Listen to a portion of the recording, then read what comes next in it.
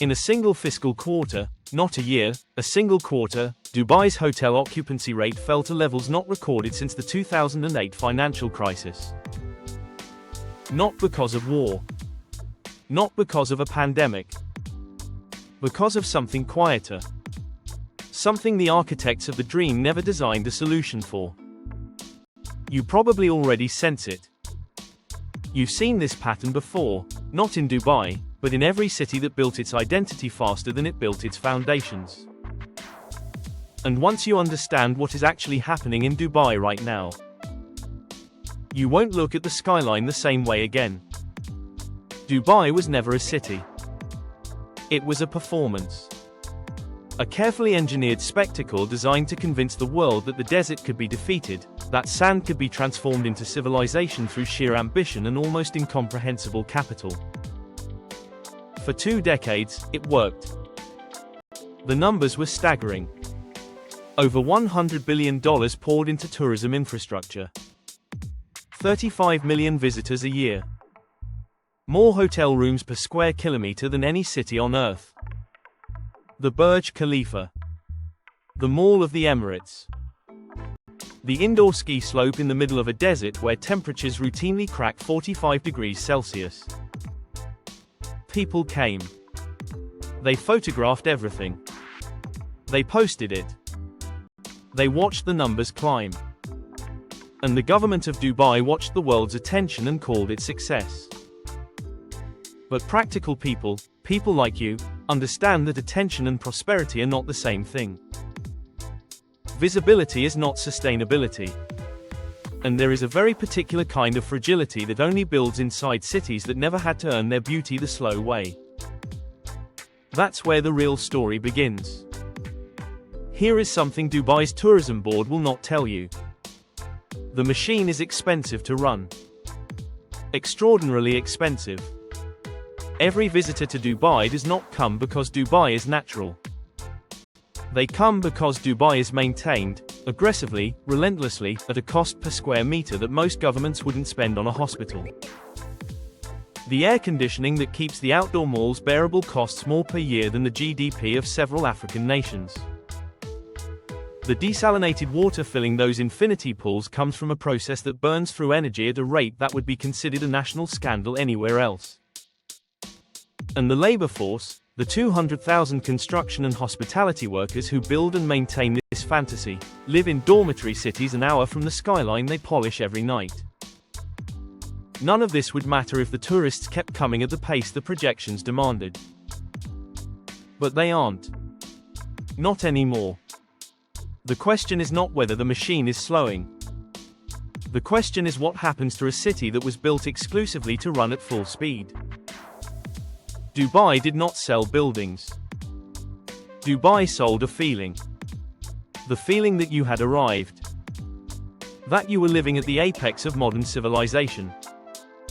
That you were standing inside the future while the rest of the world was still debating whether it existed.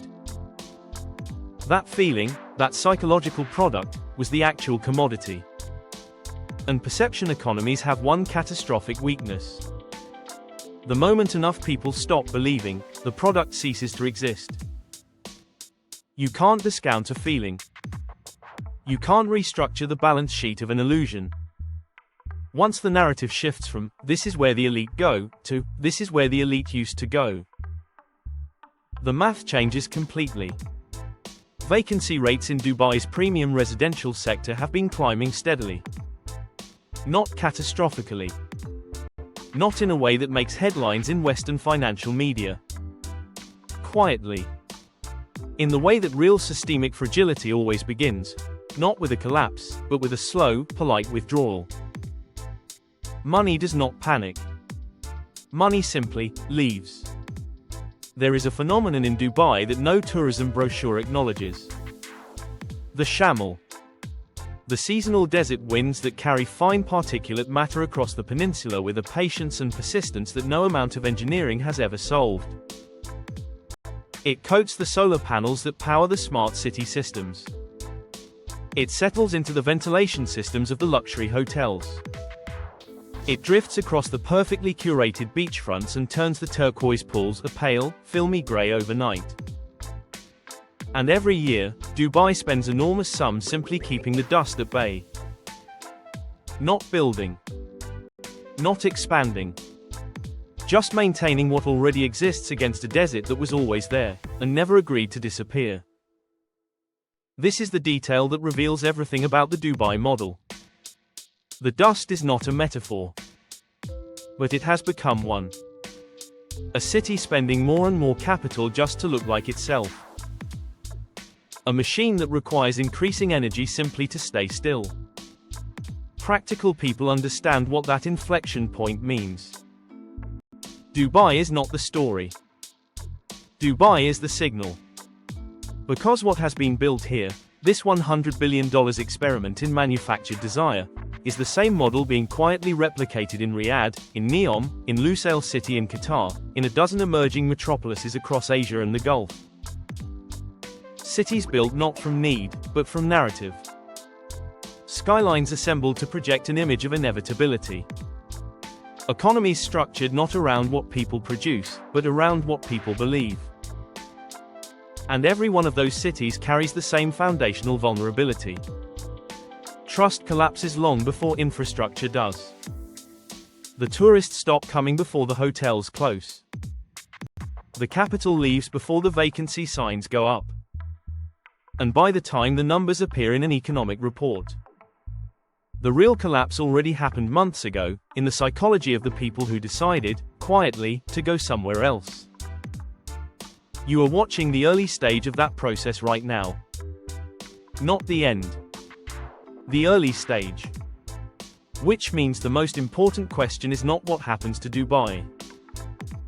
The most important question is which city you're standing in that looks exactly like this one did, 10 years ago.